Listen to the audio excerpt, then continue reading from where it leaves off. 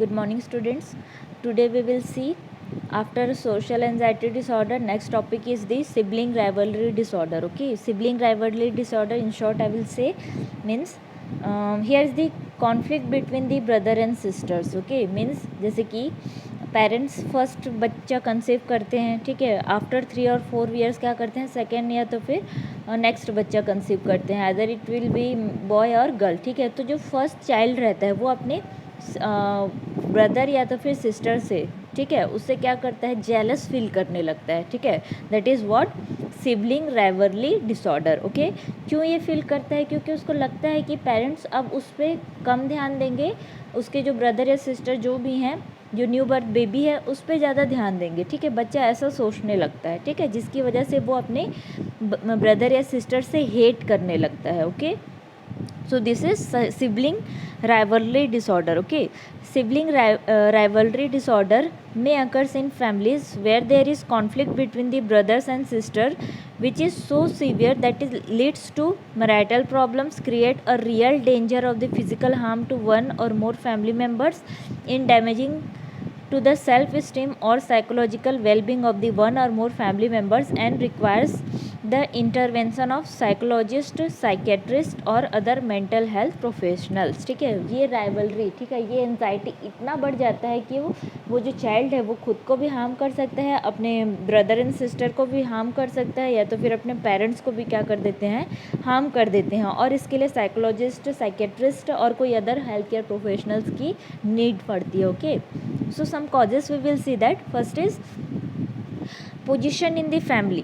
The oldest child may be burdened with the responsibilities for the younger children, or younger child spends his life trying to catch up with an older sibling। ठीक है, कभी कभी जो child है वो क्या सोचता है कि मेरा पोजीशन अब किसी और को मिल जाएगा, जो मेरा जो स्टेटस है, मैं सबका सेंटर ऑफ अटेंशन था, मेरे को सब प्यार करते थे, लेकिन अब ये जो प्यार है वो क्या हो जाएगा, दो हिस्सों में क्या हो जाएगा, बट जाएगा। ऐसा चाइल्ड सोचने लगता है, उसका पोजीशन किसी और को मिल सकता है, ठीक है, और मेरी रिस्पॉन्सिबिलिटी यहाँ पे ख़त्म हो जाएगी। Then next is sex.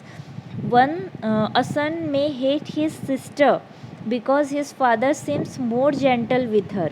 Okay, on the other hand, a daughter may wish she could go on the hunting trip with her father and brother। Okay, means sex में क्या होता है कि जैसे कि बॉयज़ एंड गर्ल्स हैं, ठीक है, अगर जो बड़ा भाई है, ठीक है, जो बड़ा है बच्चा, वो क्या है, अगर ब्रदर है या तो फिर बॉय है, ठीक है, तो वो क्या सोचता है कि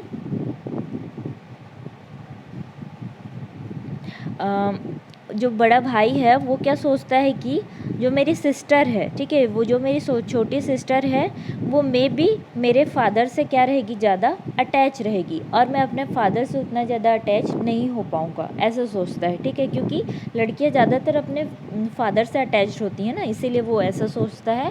देन अगर कोई गर्ल है, ठीक है, वो अगर बड़ी बहन है, ठीक है, तो वो क्या सोचता है, वो क्या सोचती है कि मेरा जो भाई है वो मेरी मम्मी से ज़्यादा क्या रहेगा, अटैच रहेगा, और कहीं जाना रहेगा, जैसे कि कोई हंटिंग ट्रिप पे जाना रहेगा, तो मेरे जो पापा हैं वो उसको लेके जाएंगे, मेरे छोटे भाई को लेके जाएंगे, मेरे को नहीं लेके जाएंगे क्योंकि मैं एक गर्ल हूँ, ऐसा सोचने लगते हैं। Okay, so this type of thinkings are there in the both the brother and sister. Okay, the next is as.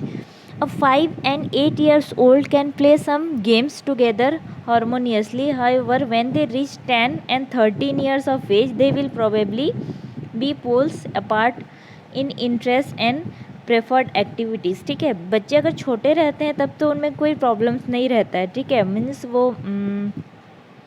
एक दूसरे के साथ खेलते भी हैं, सब चीज़ करते हैं, लेकिन जैसे ही वो कुछ एज को क्रॉस करते हैं, लाइक 10-13 एज में आते हैं, तब उनमें बहुत ज़्यादा झगड़ा वगैरह क्या हो जाता है, स्टार्ट हो जाता है, वो एक दूसरे से बहुत ज़्यादा क्या करते हैं, झगड़ते हैं। So these all are some causes. Then next is the symptoms.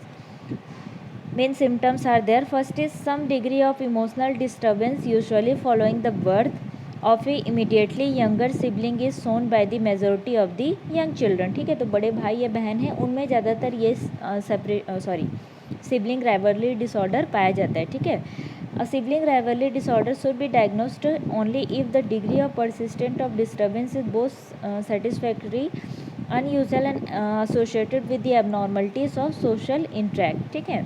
Mean sibling rivalry disorder कब पाया जाता है, जब डिस्टर्बेंस रहता है फैमिली मेम्बर्स में, या तो फिर कोई और एबनॉर्मलिटीज़ या स्ट्रेस रहता है, तब जाके ये ऐसा होता है, ठीक है। सिबलिंग जेलसी इज़ देयर, वो जो बड़ा बच्चा है वो छोटे बच्चे से क्या करता है, जेलस होने लगता है। फ्रीक्वेंट और कंटिन्यूस डिमांड्स फॉर अटेंशन, जैसे कि अगर पेरेंट्स छोटे बच्चे पे ज़्यादा ध्यान देते रहते हैं, ठीक है, स्मॉल किड पे ज़्यादा ध्यान देते हैं, तो जो बड़े बच्चे रहते हैं वो क्या करते हैं, कुछ ड्रामा करने लगते हैं, ठीक है। मीन्स बहुत ज़्यादा रोते हैं, ऐसा प्रिटेंड करते हैं कि वो बहुत ज़्यादा इल है। इससे वो क्या कर सकते हैं, अपने पेरेंट्स का अटेंशन ले सकते हैं, ठीक है, उनका ध्यान अपनी तरफ कर सकते हैं, ओके। सो ऐसा ड्रामेटिकली वो अपन परफॉर्म करते हैं। Then next is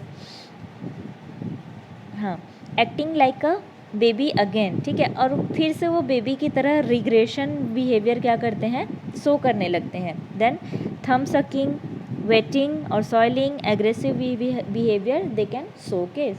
so treatment for sibling rivalry disorder is there. First is counselling and psychotherapy.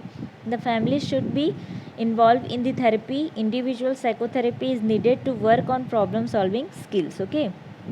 Parents should be a fair and consistent approach between both or more children, okay.